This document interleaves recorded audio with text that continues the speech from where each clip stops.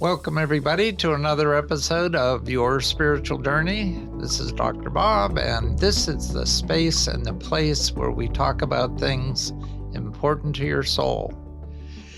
As always, we ask that you like us, please subscribe, and even if you find it in your heart, support us on Patreon. Today's guest is someone who I met, one of those things that synchronicity just allows you to experience. Teri Gilmore was actually working outside the polls on, I guess, an April election day. Primary election. The primary election. Mm-hmm. And this was in 2023. 24. Mm-hmm. And we just struck up a conversation, I thought, what an interesting person, just down the block from me, practically. Got to have her on the podcast. Mm-hmm. Anyway, Teri grew up in East Liberty, and that happens to be where we're sitting right now. This is where Studio Me is. Mm-hmm. She was a graduate of Peabody High School. My father, 81. 81. My father graduated from Peabody High School, but many, many years before that.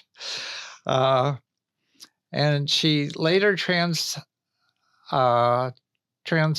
into Braddock Borough. She's the mother of one handsome son and the grandmother of 4 beautifully intelligent grandchildren. I guess she expects them to watch this podcast.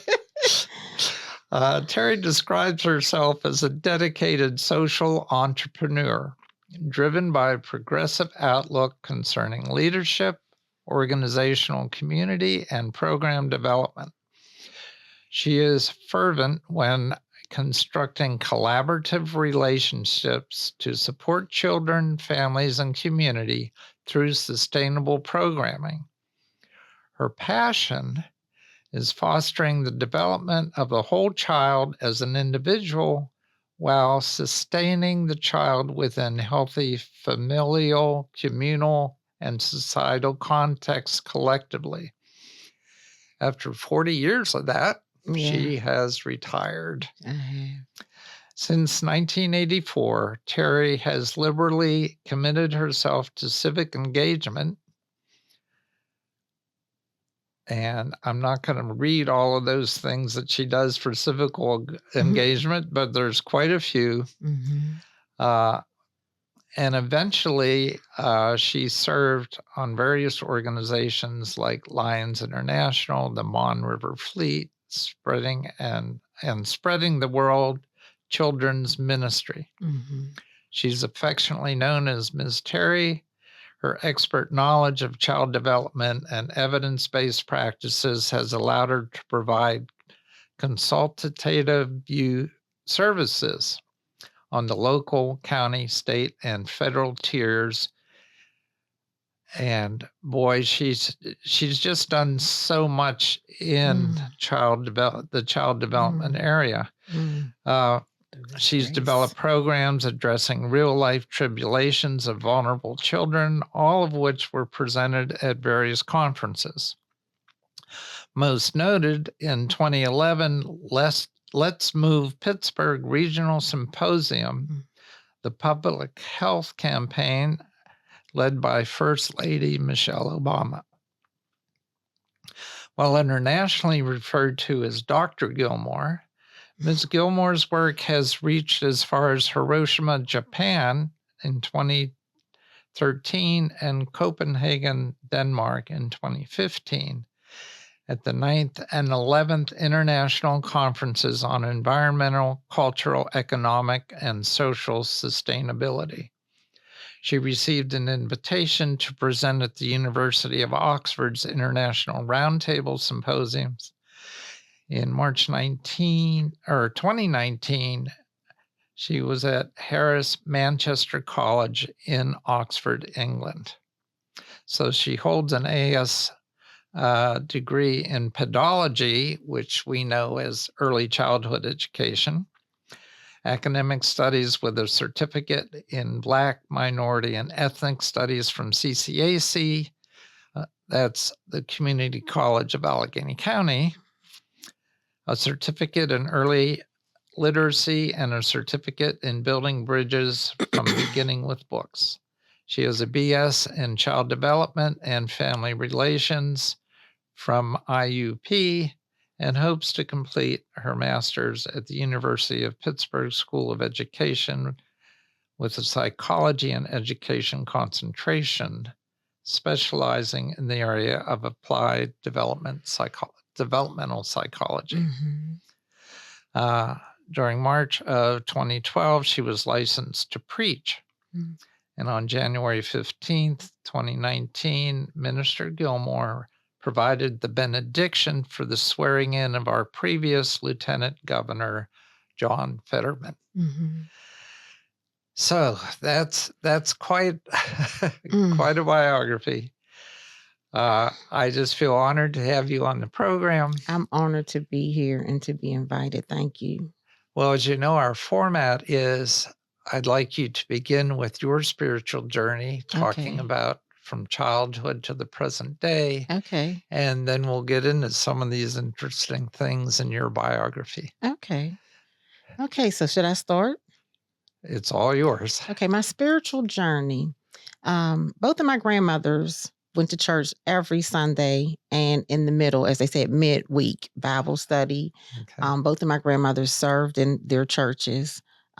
My mother didn't go to church, but she sent us to the Vacation Bible School. So I grew up here in East Liberty, and we would go to Vacation Bible School at Rodman Street Missionary Baptist Church, Mount Ararat, Six Mount Zion, and Bethlehem Temple, which was an apostolic church. Oh. Yeah. And with that, my mother also read the Bible with us. So we had a family Bible that sat on our coffee table, and we read that every night. And we would also do those cards. They used to have cards when I was growing up, and you would put the quarters in the cards, and they were for missions. So we did all of that. So even if my mother didn't go to church or send us to church per se, we did church within our home. At the age of 5, I began to hear the Lord's voice. I was at my grandmother's house, my paternal grandmother's house, and I was in the bed just laying there thinking about the day. And I could hear God talking to me. And at first I just wasn't sure, but yet at the same time, I was confident that it was, because I had never heard anyone say that the Lord had spoke with them. So while I was laying there, I was telling him how much I loved him, and I could feel his presence and feel his love in the room. Fast forward to me entering kindergarten. I was at my, again, paternal grandmother's, and she would always ask me, "What are you thinking?" She called me Terry Lynn and Madam Butterfly. "What are you thinking? What are you thinking?" And I think her question helped me to find what I was thinking, but not just that. Why was I thinking what I was thinking, and who was placing these thoughts in my mind? And so one day I was at her home, and I was looking out the window thinking, as I always did. And she said, "What are you thinking?" And as I was about to answer her, an ambulance went past. And I said, "That ambulance is going to my house." My mother was pregnant with my brother. And she said, "How do you know?" I said, "God told me." And sure enough, it went to my house. My mother had birthed my brother on his steps. My grandfather and the neighbor had helped her, and they were on the route to pick her up. And that was in 1968. And in 1980, in December, my mother and I both gave our lives to Christ publicly at Rodman Street Missionary Baptist Church. And on that last Sunday in that December, my mother and I both were baptized by Reverend Bowick at Rodman Street Missionary Baptist Church. As I went to church, I always sat in the front. I always felt like I wanted to be as close as I could to where, in the church, you have the pulpit to where God would reside, right? So here's this little girl that's going to church every Sunday by herself, because when I was at my grandparents, she went with them. But when I was at home, I would just go by myself. I just got up. I never used the alarm clock. I got up every Sunday. I had my breakfast, and I went to church. all my friends would say, "Oh, I'll go with you next week." And none of them would go. And I would cry. I would cry as I would walk to church every Sunday saying they promised me they would go this week and no one came. And I would call my girlfriend Sharon. We called her Boss. Shout out, Boss. And her mother one Sunday picked up the phone because remember, you didn't have answering machines all the way back then. Right. And she said, "Teri, why do you keep calling here for Boss? She is not going to church on Sunday." That just broke my little heart because I could not go. He was calling me. So I went every Sunday. Even when I was pregnant, I wasn't married, and I didn't miss a Sunday. I sat on the front pew. I tell my son, I carried you in my womb. I carried you in my arms, and I carried you in my hands to the house of the Lord. Yeah. To the house of the Lord. So as life went on, I just always felt like he was asking me to know him more. I always read the Bible. King James is my preference. Mm-hmm. I use the other translations like as a dictionary in a sense to help me understand a thought. Yeah. So I've always read the Bible. I've always prayed, and I've always heard his voice. I've heard him in so many ways. Like when we met, we began to talk about life and we began to talk about God. And I try to hear him and be obedient to him. Sometimes I wrestle because I'm saying, "Oh, I don't feel like it right now." And then I'll cry later because I don't know that there was a purpose for talking to someone. Yeah. So then we'll fast forward a little bit more. I eventually went to the Lord's Church in Monroeville. So I left East Liberty and I moved to the Woodland Hills School District. And my mother had a fit. She said, "Why would you move that far?" But God has said to me, "Get thee from amongst your people." And everybody in my family was in East Liberty. I moved into the Woodland Hills School District without knowing anyone. I lived in a duplex first, and then I purchased my home. God has used me in Woodland Hills and used me in Braddock Borough to create programming that meet the needs of the children. And I believe that had I not left East Liberty, I probably would have been a little bit lazy in that area because all of what I have used as a model came from living in this community. We had the Kingsley House.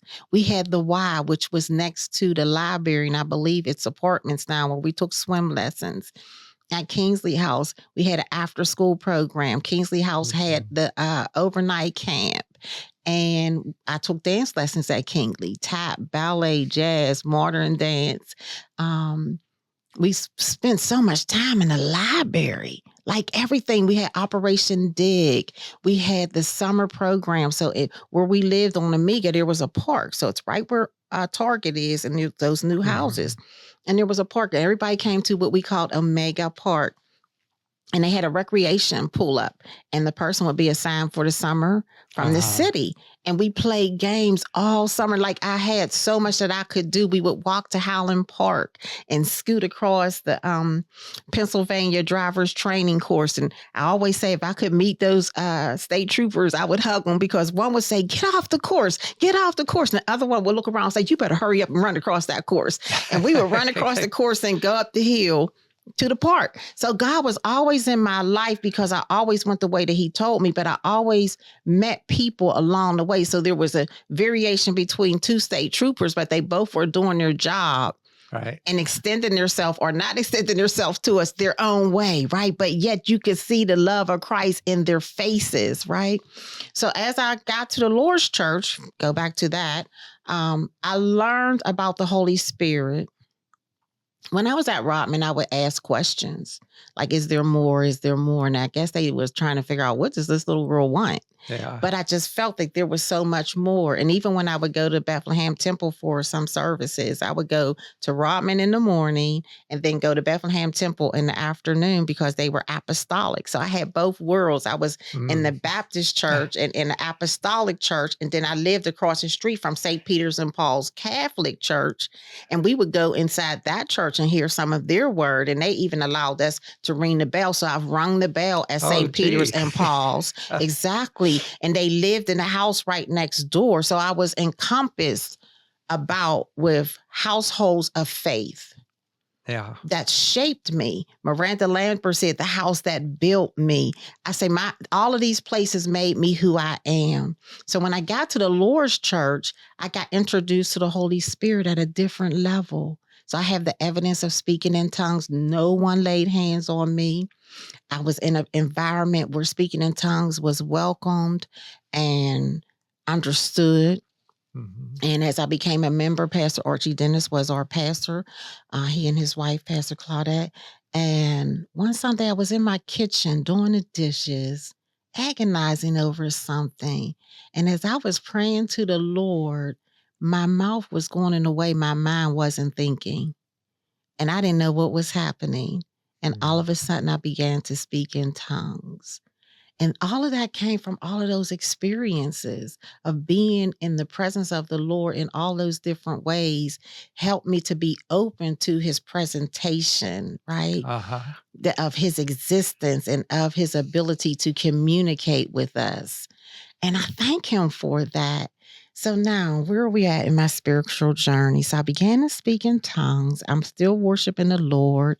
I've danced at the church. When I was at the Lord's church, I was a part of their creative ministry. And I marvel at that sometimes. I say, Lord, I danced in your presence, right? I've been an altar worker, Billy Graham crusade. And I would tremble. I said, Lord, don't let me mess up when he says, will you come?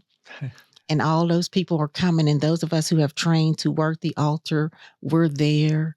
And I would say, oh God, please let me remember your scripture. Please let me remember what to say, because I never want to displease him, because we're all fallible, right? And I'm like, oh, don't let me mess up now. So I've worked the altar for so many ministers when they came to Pittsburgh for crusades and conferences. Mhm. And then as you fast forward a little bit further, I went to school for ministry at Greater Works. I didn't complete.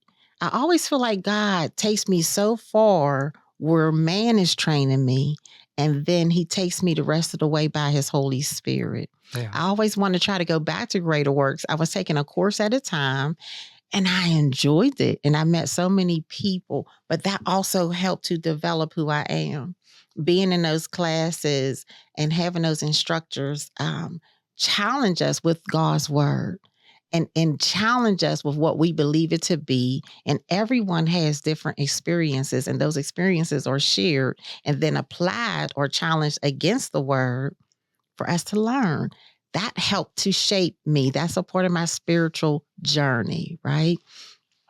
Another story I can give you. There was a young man. He was a minister at Well, he was going to Rodman, and our families are connected. His sister is married to our cousin, Hmm. right? And so he was being licensed and ordained to be a minister. I'm a reverend, because you get licensed as a minister and then ordained as a reverend in the Baptist church. Mhm. And I'm living in Braddock, and God said, I would like for you to go. It was an evening service. I was like, oh, I'm tired. I don't want to go. I don't want to go. And God said, I need you to go. So I went. And as I walked into the sanctuary, he was just about to sit in the chair where they begin to do what they call the presbytery. They pray over the ministers. Mhm. And as I walked in, the Lord said, you are a representation of his mother right now, because his mom had passed away several years earlier. And I remember thinking, I'm a child myself. I was a Yeah. young adult. I had a child, but I still, when you're in your 20s, you see yourself as a child if you're mature enough to accept the Mhm. fact that you're not as grown as you think you are. And so I prayed as a mother would pray for him as they prayed over him. Mhm. So years went on, and God said, I need you to go to Jeanette, which is in Westmoreland County. This same minister was being installed as a pastor. I said, Lord, I don't know what. But I had gotten my car from Westmoreland County as Star Chevrolet, right? So God said, you know how to get the Star. You go that way, and I'll tell you where to go from there. As I went so far up Route 30, there used to be an Eaton Park on the left-hand side. I don't know if that's North Huntington entering into Jeanette. He said, turn left. I turned. I went so far down past a beer distributor, wrapped around this bridge, and came past this ball field. And I was in what they would consider like the bottom, how they have it in Yeah. most industrial cities. You have your top and your bottom. And I'm petrified because now it's getting darker. I don't know where I'm going. And I arrived right in front of this church. But guess what? The door was locked and the lights were out. And I said, well, Lord, I'm here. What do I do now? He said, just sit there. And the lady pulled up. And I said, excuse me, I'm looking for the installation of the pastor. She said, I'll take you there. I had to come and bring something back to the church. She said, because we were having it here, but there were so many people, we had to borrow a church inside the city part of Jeanette. And it was one of those big churches that has the dome, like the Capitol. Mm. Oh, I don't know what the denomination was because it wasn't Baptist. It might have been Methodist. And all the churches around there would communicate together and collaborate together. So they said, let's just move it to this church. So I followed her, and God says, go up in the balcony. I went up in the balcony just as, again, they were about to lay hands on him. And as I came up into the balcony and I looked down, God said, and again, you are a representation of his mother. So as they laid hands on him, I prayed a mother's prayer for him. Years went, I'll say about a year went past, and God said again, I need you to go back down to Jeanette. And I said, Lord, I barely made it to that church. I said, and it was in the dark. I don't know if I'm going to remember anything I saw. He said, trust me. I rode down to that church, and I walked into the building, and he said, remember on Wednesday at Bible study, when I told you about the couple that I married, the first couple that I married as a reverend, that's her right there. I'm still married, but we're separated, going towards divorce. He said, that's her right there. Only God could do that. That he just had brought my name up on Wednesday, and then I walked into the church on Sunday. I walked with him for probably 2 years as he was the reverend over that church. One day he and I were talking, and he shared with me, he called me Sister Teri, he still does. He said, Sister Teri, I never told anybody this, but I want you to know that each time you have shown up in my life, my mind was on my mother. He said, and I would look up, and there you were. And I said to him, and each time God said to me, I'm a representation of your mother. That's my spiritual journey. That's my spiritual walk. There's nothing in my life that I can say that I did except birth my son. I did that. Yeah. Could still feel those pains. I did that. Okay. Everything else God has done. When I was a student, so I worked with children and families a long time with an associate degree. And you're always telling the children you can be anything you want to be. And I've had the privilege to work in a lot of spaces that, as we're talking about our spiritual journey. So my first job working with children, I can say in the community, I was a babysitter. And I was the one who braided hair in the community. So I kind of worked with children then. Yeah. But professionally, as a student at CCAC, I worked in their child care center, which was called Building Blocks. At that time, Building Blocks was held in the basement of a Unitarian church right on Federal Street. And Franco Harris lived right across the street. And if you know where he lives, you'll know that church is right on the opposite corner.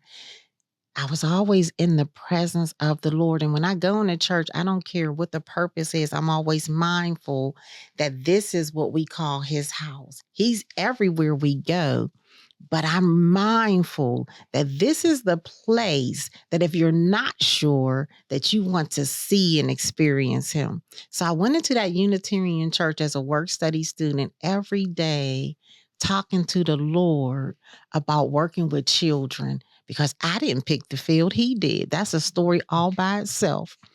After I left CCAC, I needed a job because the work study had ended and they didn't have the money to hire new staff. And Mhm. one day the Lord said, I was in Squirrel Hill taking a walk, and he said, go in there. It was Jewish Community Center. That's a new building. It's what they call the old building. Excuse me. And as I call it, I knocked. I asked to put in an application. And Posey Brill and Sandy Snyder were the administrators. I believe both of them have gone on home now. But she said, what made you come in? I said, I need a job. And all the way back there in 1985 or 86, they wanted to diversify their staff. And she said they had not been successful. So at the time that they had thrown up their hands, I'm knocking on the door for Mhm. a job because God said, go that way. I worked there until I had my son. And I'm telling you, it was a pleasure.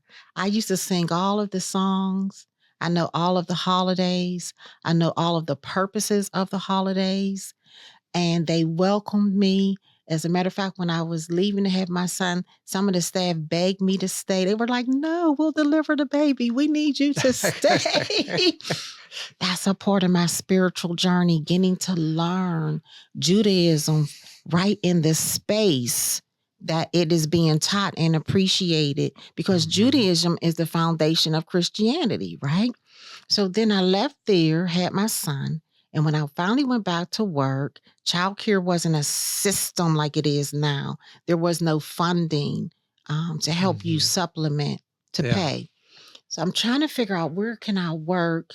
They wanted me to come back, but I could not afford what their cost was. And I think I was a little bit ashamed to even ask if they could help me, even though they said we give an employee discount. I've just thought in my mind, I probably would not be able to afford it. And I regret not, there's times in my life I regret letting Yeah. fear take over. But with that, I started working at Eloise and Edith Christian Day School in Homestead, because by this time I'm now in North Braddock in the Woodland Hills district. So here I am in another religious environment every day, Monday through Friday, because it was housed in the Second Baptist Church in Homestead. Now it has its own space, just like Building Blocks has their own space now.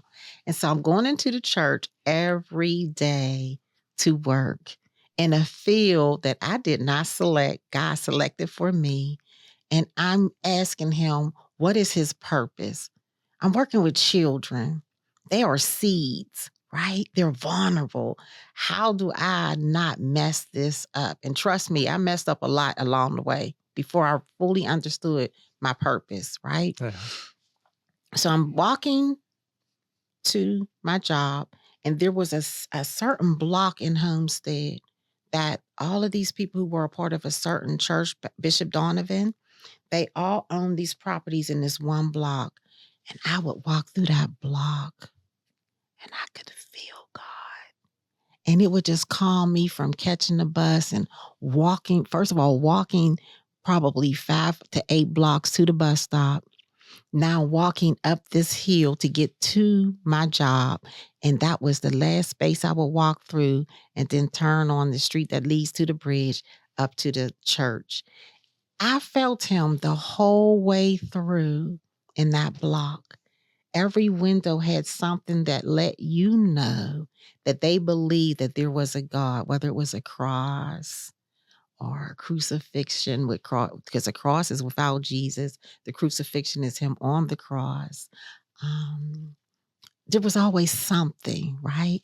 So here I am at my third professional job in another religious institution. And I thought, there's a purpose. There's a purpose. And so when I left there, where did I go next? Oh, I went to the Salvation Army. And the Mhm. Salvation Army, a lot of people don't realize, is a church. I worked Mhm. at the Salvation Army right here in East Liberty. It was on Broad Street. I actually was working here. There was a child care center here. Oh, Oh my okay. goodness. It was a family child care. And the people had good intentions to start a early learning or a child care, but they didn't know the business. And Mhm. so one day I just got so frustrated. I was the pre-K teacher, and a dear friend of mine who we are still friends No, I was the preschool teacher. She was the kindergarten teacher. I just couldn't take it. I said, I think I'm going to quit. And I could feel it. I knew it was coming up. And all of a sudden, one day I was like, I'm quitting. I let the lady know that I was coming to the end. And when I left on my last day, I didn't know where I was going. But as I went down the street, I went to my mom's house because she still lived in East Liberty over there where Target is. And she said, "Why aren't you at work?" I said, "Actually, today was my last day." And she let me go early. She said, "Well, what are you going to do?" I said, "I don't know, but I don't believe that that's where God wants me to stay." She said, "Well, I believe that the Salvation Army is hiring." So I walked over to the Salvation Army. The director was at lunch and they said, "You can just sit right here and fill out your application." And I said, "Okay." I'm a nervous wreck. I filled out my application. My back was to the door. The director came in and they told her, "There's someone here that wants to put in an application." And she said, "Well, of course, did you give her the application?" And I filled it out. And when she turned and saw me, we worked together at building blocks for CCAC. Mm. She is now the director. She was a lead, probably assistant administrator at the time, and one of the lead teachers when I was at CCAC. I got hired on the spot, started working that day. So here I am in my fourth religious institution. And of course, when you're in an institution of religion or any institution, you should find out what their principles are. So I learned the principles of the Salvationists, right? And I worked there until I started my own childcare. That's my spiritual journey and my professional journey because they're actually blended together. And through those journeys, God showed me the importance of praying over children Yeah. because he said, "Suffer the little children to come unto me, forbid them not, for the kingdom of heaven belongs to such as these." I pray over the children. I also pray that as they go back into their homes, that the Spirit of God goes with them, because he said a child shall lead them, and that the Spirit of God goes into the home with them, right? And that it breaks open a desire, if they don't have it, to know God. And if they do have it, to know him more and to become closer with him. And so once I understood my purpose, because I was always asking him, like, why am I working with children? I wanted to have a corner office with a briefcase, pumps. We didn't call them stilettos back then. And I wanted to drive a sports car. That was what I wanted. That was not what he wanted for me. He did not want that for me. And I thank him for the journey, although I still wish I had the corner office sometimes. When I worked at CCAC, I would come in there. I was young and dumb. I loved to dress. My friends and I shared our sneakers at high school for gym. I didn't really have sneakers. So I'm coming in every week and every day with my high heels on and one day the director said, Dr.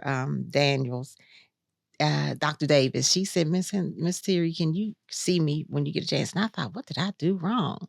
She said, "Oh, we love when you come. You do all of your stations well." She said, "And we can't wait to see what you have on." And I'm looking at her like, okay, well, why am I in the director's office then?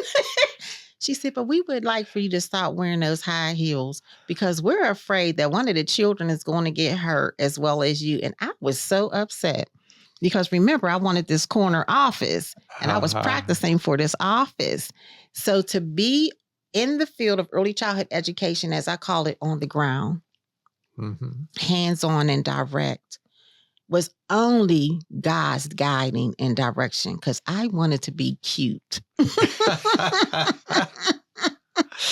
I hope I answered as much as I could. So how did I get licensed? That's a part of my spiritual journey. A part of my walk with the Lord has been all of my walk is him telling me which way to go. So when I got finished walking with the pastor in Green, and I call it walking with him in Greensburg, because one day while I was there, I could see he was troubled about something. And I kept saying to him, I sat on the front, "Are you okay? Are you okay?" And at that time, God was already telling me that he needed me to walk with him, but he didn't really tell me what I needed to say and how to approach the conversation. Yeah. That particular Sunday, God said, "I need you to speak with him after church." he avoided me after church, which was strange because we were like family. We always talked after church. And remember, it's Westmoreland County. So his wife said, we were sitting waiting. So it was my family. And she said, well, you guys are usually gone by now. Why are you still here? I said, well, I'm waiting to talk to Pastor. She said, well, does he know you're here? I said, well, he told me to wait. She said, well, I'll go back and see if he's ready for. So she came back and she said, he's not ready for you yet, but he said, you can tell me what you want. And at first I kind of looked at her because I know God told me to tell him. Yeah. So I'm like in the moment saying, okay, Lord, what do I do now? Right? Because you're talking, when you have that relationship, you're communicating as much as you possibly can based on what his desires are in your purpose, in your life, and in your heart. All of our relationships are different. So I'm asking him, and he says, just tell her. And I said, well, the Lord said he prayed for help and he sent me. And she was in the pew in front of me. You know how we turn around and talk. And she said, say that again. I said, the Lord said he prayed for help and he sent me. She said, the only person that knew that was our daily prayer is God. Don't you move. As much as I love him, and I think I heard one of your podcasters talk about this already, in religion, and I think in a lot of parts of our lives, we have those stereotypical outlooks and behaviors and expectations. Women are just really opening up in ministry without hesitation. To me, as a young lady in her mid-age, but watching as a young girl, wondering what else was there because I didn't see women ministering at the time. Right.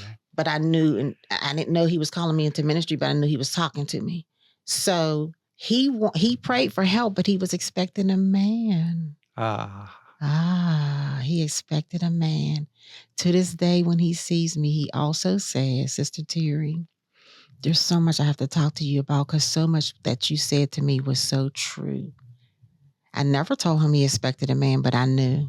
Yeah. But there were other conversations we had about the ministry God had in him. So when I stopped walking with him, and every time I stopped walking or going to a certain church, it was never about offense. It was about, I believe my time is up. And so I would spend time at home. I eventually ended up right up here at Friendship, I believe it is, across from Friendship School. It's I want to say Methodist church. And at the time I was going, a friend of mine, her brother started a ministry. We grew up together. And she was like, Sean starting the ministry, Pastor Sean Drummond, starting the ministry. You should come. So I would go to him every now and then, especially when he was having the evening services. And he's the one that said, there's a ministry in you. Walk with me. And he licensed me to be a minister. On the day that he licensed me, and as they did the presbytery around me, there was 4 congregations sharing one building. So I know we can work together as people. You had your Methodist, you had your Baptist, you had, oh God, what was the other one? I guess non-denominational. I don't like to use that word because non is a negative. But there was 4 congregations that used that building. There was a church on Friday, a church on Saturday, and we were Sunday morning, and the host church was Sunday at 11. He licensed me, and as the presbytery was around me, the Lord spoke in my spirit and said, he will pass away. And I thought, you brought me all the way in here for him to die? And I was charged to tell no one. His sister and I are friends. Our parents went to school together. Our grandparents went to school together. And our great-grandparents came from the South at the same time, not together, but at the same. So they're generational. And I could not say a word. I walked with him, and he passed probably a year and a half after he licensed me. He had already had a diagnosis and didn't tell anyone. And I knew that he was going to pass. And I believe that God wanted him to live out his dream to pastor a church and brought him assistance. So I'm probably out of the order of where I was going to church. But with that, I do believe I was back at the Lord's church after that. And by that time, Pastor Archie Dennis had passed. Everyone knew Archie Dennis. He was known internationally. He sang with Morris Sorella. He sang for Billy Graham, the Gaithers. Mhm. But his wife was now the pastor, and I'm there. And it was a pleasure to be back because I had 2 concussions when I came back to the Lord's church, and I needed emotional rest, spiritual rest, and Yeah. physical rest. How'd you get to concussions? 2 accidents a year apart. One was on a hotel shuttle bus, luggage fell on my head, and the second one I was rear-ended while on the campus at Pitt. I didn't even have a class that day. I was there to work on a project and taking a literary event, and I was rear-ended, and they were a year apart. And that was a part of a spiritual journey as well. It showed me that Satan challenges our lives, and the Lord showed me that he couldn't attack my heart because I loved him so much that there was no space for him to creep in. Mhm. So he tried to attack my heart by attacking my mind. And concussion is truly a journey and a challenge. When I went to my doctor, I said to because I was treated by both systems, UPMC and Allegheny Health Network, because your insurance changes. So the first concussion was Allegheny Health. The second one started in Allegheny Health, and then my insurance changed and went to UPMC. But in Allegheny Health, I had more autonomy and liberty because the doctor would not just ask me questions, but listen for my answers and then let me tell him other things and other subjects and topics that I was seeing in my mind. But I remember saying to Dr. Doherty, I said, this is an attack of the enemy. God would not attack the brain that he created. I said, this is so bad that I said, and I don't have enemies, but if I had one, I wouldn't even want an enemy to suffer this. He said it's that bad because no one who treats concussion has had one. Yeah. He said, it's that bad. I said, it's that bad. It's that bad. Mhm. So those are I think one last story. So the church that I am at now is the First Baptist Church of Braddock Hills. How did I get there? Well, I was going to the Lord's church, and then the Lord said, I want you to walk with Pastor Reverend Cora Suter, who is my neighbor, or was my neighbor because she passed away. She was my neighbor and a friend. I met her because her granddaughter came to my early learning at my home. I was a registered family child care. And her daughter would do the drop off of the granddaughter, and she did the pickup. And we would fuss at each other because sometimes she would have to be late because of her job. She didn't want to pay her late fee. And I would tell her, you have to pay. Nevertheless, through that, we became friends. And her granddaughter now has a baby and is living in Atlanta. But with that, we became dear, dear friends. So now she's becoming the pastor of her church that she grew up in Braddock Hills. And God says, I want you to walk with her. So I was going to the Lord's church first because their church service started at 10. And I would get on the Parkway, come back to Braddock Hills because First Baptist Church of Braddock started at 11. And I did 2 churches for over a year every Sunday. And then all of a sudden, God said, now I need you to walk with her full time. And that was a glorious walk. Pastor Reverend Cora, you ever meet people who just are so themselves, right? She's a gentle person, but she could be a storm if she had to be. But she was gentle, she was kind, she was forgiving, she was understanding. She taught me another level of meekness, going down more. Another level of forgiveness, extending out your heart more. Another level of compassion, wrapping your arms around people more. Another level of a lack of judgment, closing your eyes a little bit more. I learned so much from her. Yeah. And so she has passed. She passed after you and I met, but I'm still at the church. They have different ministers coming in and out. And that's where I am right now until God says, I need you over there. And I never understood because a lot of times people stay at the same church their whole entire lives, especially Right. in ministry. But I met a minister one time and I was telling him, he was asked, I don't know, he just began to question me. And it probably was God. And I was embarrassed to say all the churches that I had been to. Yeah. And he looked at me and he said, you have an apostolic ministry, because I don't know what to call it. He said, God sends you as an apostle Mhm. to strengthen, to uphold, to upgird, and to encourage. He said, and that's a unique call on someone's life. He said, a lot of people don't understand that because, as I just said, people stay in the same churches. He said, but God uses you so many different, and I think that's why he had me work in those different churches, to understand that churches have different concepts and principles. And I don't know, the way it's structured. I believe that's why he did that, as I was that part of my spiritual journey, that working process. And then working with children has taught me how to love people. And then your own sins teach you how to forgive. If you, you know, it does. If you recognize If you them. recognize them, right. Forgive us this day our sins as we forgive those who trespass against us. So forgive as I forgive, forgive. So you have to remind yourself, it's forgiveness as I forgive, right? So those are my spiritual journeys. That's who I am. And I could not have designed myself because I wanted to be cute. I did. I'm being honest. I'm being honest. That's my Let's see. spiritual Is there journey. a sports car in your future? Oh, I hope one day. And I live across the street. That's funny that you say that.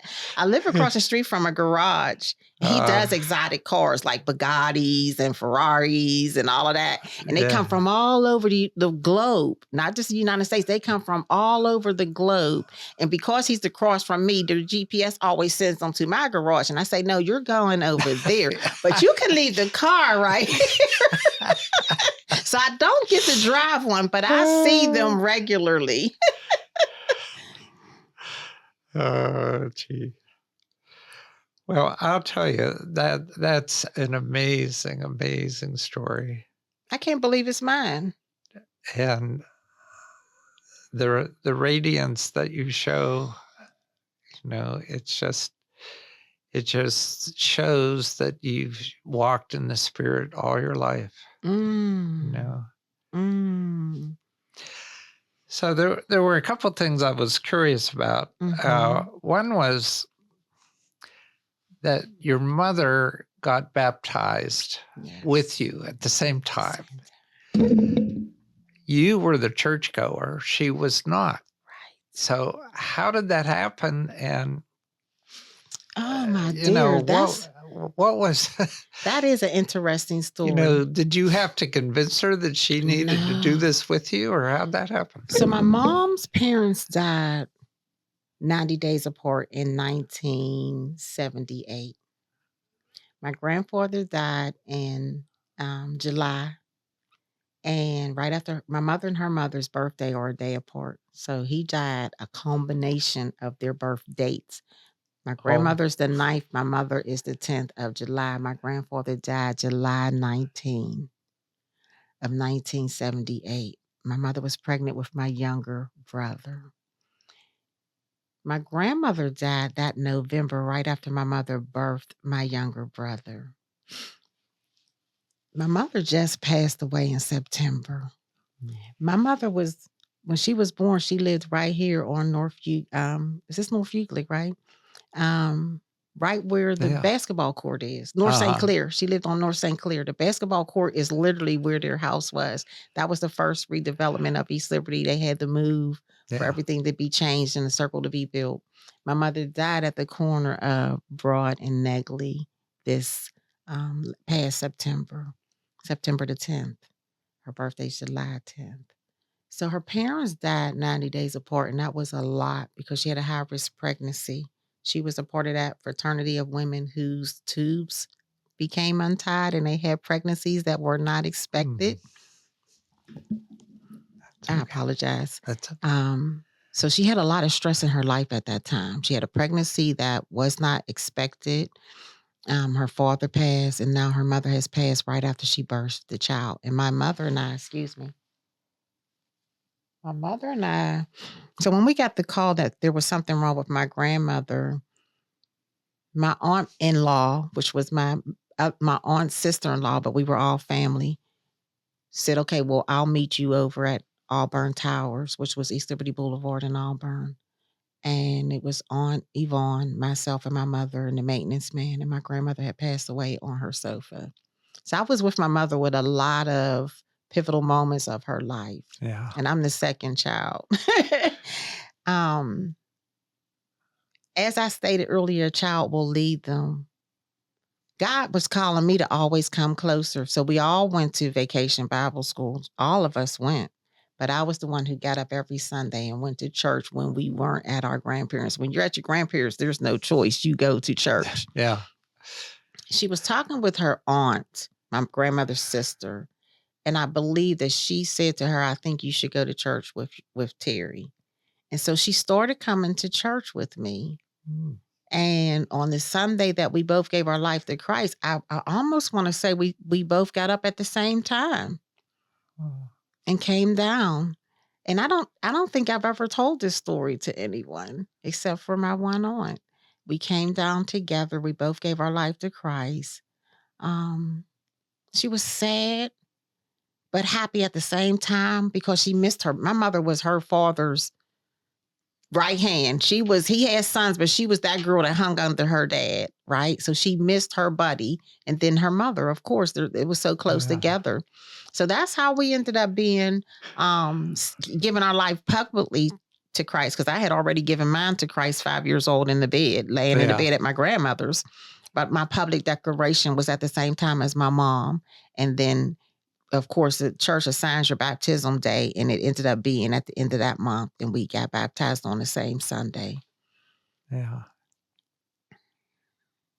That must have been a pretty special day for you. It was a special day. I think it's even more special now that I'm older and understanding that God has a timing and a purpose, and understanding that you never know what he's doing in your life that may affect someone else's life. But if you do what he's asking you to do, you'll fulfill his purpose for you, even if it's in someone else's life. And you never know who that someone's life will affect someone else. So it's like a domino effect. So if each of us do what we're supposed to do, we will affect someone else who will affect someone else who will affect someone else who will affect someone else.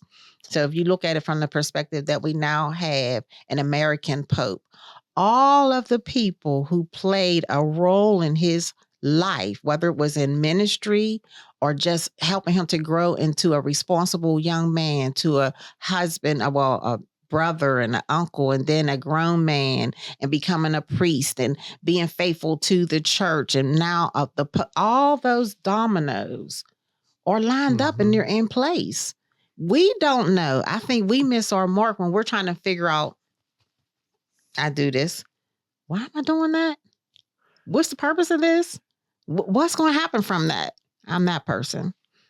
I'm learning to not just do it. I still ask questions, but I ask questions while I'm doing. While I'm doing. Yeah. Mm-hmm. And all of my brothers and sisters, my mother had 6 children, 2 marriages. All of us have come through Rodman Street Missionary Baptist Church, given our lives to Christ and baptized. And to this day, right now, my mother's sister is Reverend Beverly Willie at Rodman Street Missionary Baptist Church. So she doesn't even know this story. Well, now she does. Now she'll know. Right. She is a reverend at Rodman Street Missionary Baptist Church. Okay. All right.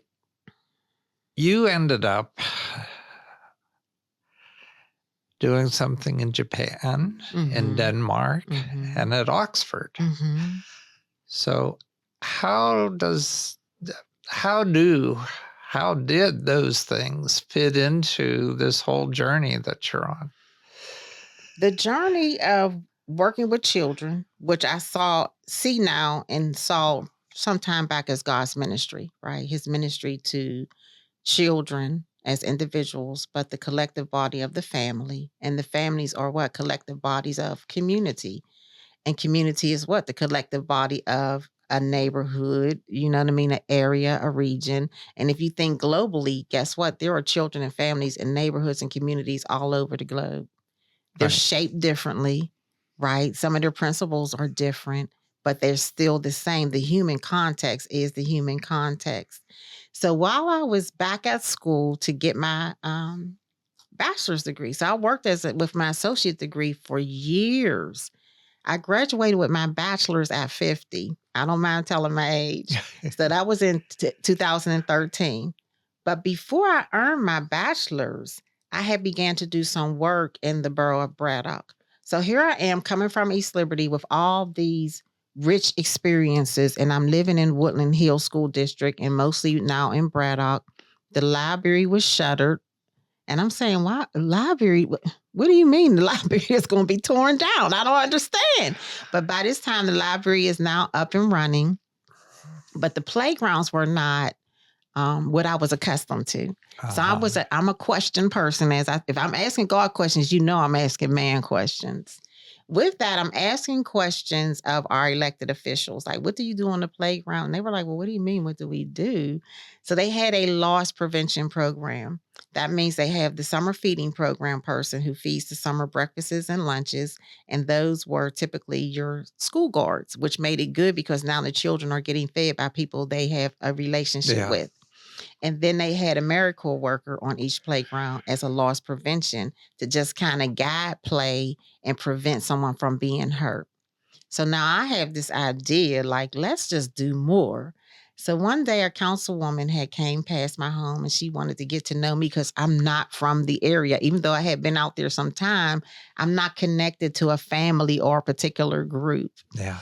And we sat on my porch and she said, well, tell me some of your ideas. So I shared some thoughts with her. I said, I think you could take the early learning setting and drop it right into the middle of the playground. And I'm telling her how I think it would work through collaboration, and so forth and so on. A couple of years later, she called me and I was actually on vacation. And she said, well, what are you going to do this summer? I said, well, I believe all of my childcare children are now at the age where they're going to be doing summer camps. I may be just sitting under a tree relaxing.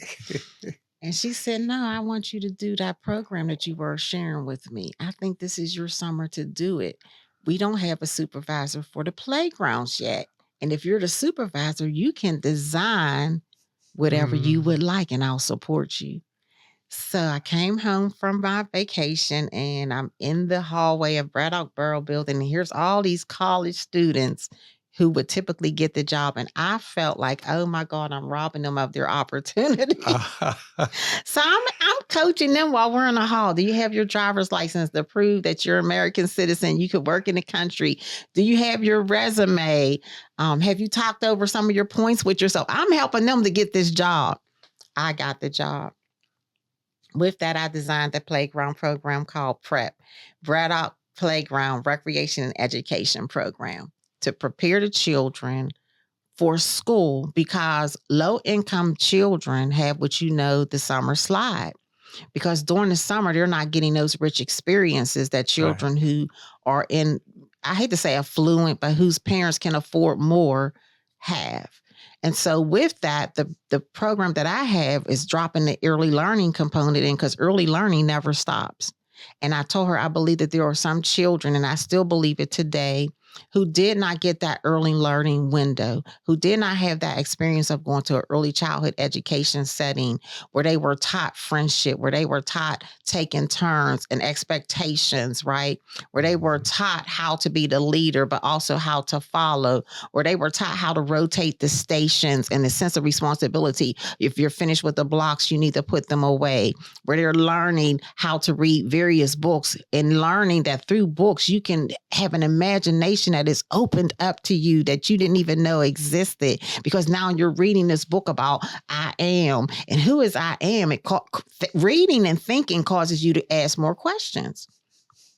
So I have the job and the AmeriCorps workers come in and I say to them, what are your greatest memories from your childhood? If you could recreate anything from your childhood, tell me what it would be. So everyone's telling me what they liked about their childhood. I said, so let's do that. let's give these children in Braddock the opportunity to Mhm. experience everything that you all have talked about on top of what I know I have experienced as a child. And that's how that program got started. I said, if you trust me, we will leave our footprints across the heart of the children. When you work with children, you want to leave your footprints. You want them to look back one day and say, oh, I remember that, or oh, I did that, or oh, I experienced that. We may not do everything right, but let's do as much as we can, right? So networking took place. We wrote a list of everything we wanted to do. We wrote a list of every equipment that we would need, and we began to network. I met with Mayor Fetterman. He was the mayor at the time. I met with him, met with different businesses, and I said, now, how can we help the children in this low income community? And I don't like that word as well, but it is what it is, to have a better summer than they've ever had before.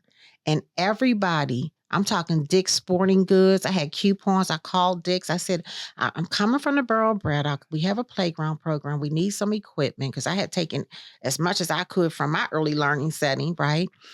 Because now my children are following me where I'm going, because guess what? We were already spending time on the playground. So now we're going to spend more time on the playground helping to show them how we play, Yeah. right? So I called Dick's, and the manager said, call me, tell them when you get here to call me to the front. So I was collecting coupons. So I came over with my coupons, and he said, let me see what you have. And I showed them the coupons I had. I had a minivan then. And he said, now you tell me what you would like to have. I looked at him like, okay, what does that really mean? He said, what are your dreams? And he let me buy everything I wanted. The tether ball that you hit and it goes up the pole. Yeah. You know how many children had never played that? Badminton. Oh, I bought everything my little heart desired.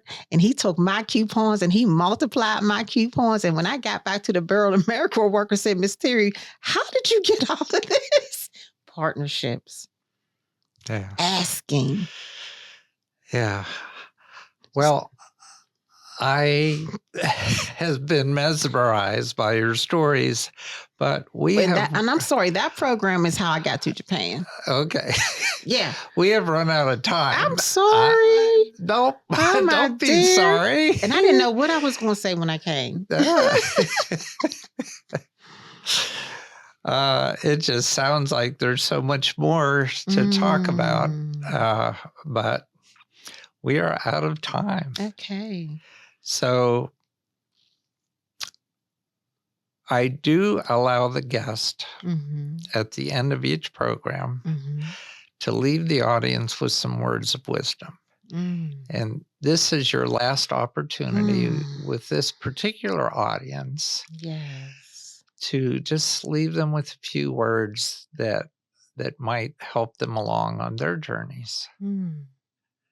I would tell the listeners that if you feel a tugging in your heart, trust it. Trust that tugging and ask questions. Ask, what do you want from me? Ask who it is and what do you want from me? How can I answer you as you are asking of me? And trust God, because he is there and he wants us to communicate with him. He wants to communicate with us. He called Moses up to the mountain, right? I need you to get away from all the chattering and all of the movement. Come up hither. And so as Moses came to the mountain, he had so many with him. And then he said, now come up a little bit higher, and some dropped off. He said, come up a little bit higher, and more dropped off, right? You'll slowly drop people off. Not that you'll relinquish relationships, although there may be some in our lives we do have to let go if they're not moving in the direction that we're moving in. But what you'll do is you'll learn your time and space with everyone. And you'll learn that right now I need to spend time with the Creator. I need to spend time with Abba. I need to spend time with Jehovah. He's calling me up higher. I encourage you to trust him when he calls you up higher. It's scary Because as human beings, we want to control everything that we're in charge of. We dress ourselves, we brush our teeth, right? We can't wait. Think about children. They say, no, I got it, because they want to do it by themselves. That autonomy kicks in. But within our autonomy, there still has to be a dependence on who created us. And I encourage your listeners to trust the one that created them, to go up hither and to commune with him, to spend time in meditation, spend time in prayer, spend time in the word of God. And he'll lead you in paths and directions that you probably would never have done for yourself. Even if you have a plan for yourself, bring him into the plan, because he'll work it out even better than you could have imagined. He said, for I know the plans I have for you, to do you no harm, to do you good, and to give you a good end, to enlarge you and to prosper you. He did that for me. I'm not rich. I don't live in a mansion, and I have yet to get that sports car, but I'm rich. Well, audience, as always, take what you've heard and integrate what resonates with you into your life. Put the rest on the shelf until you're ready to deal with it. And until next time, this has been your spiritual journey.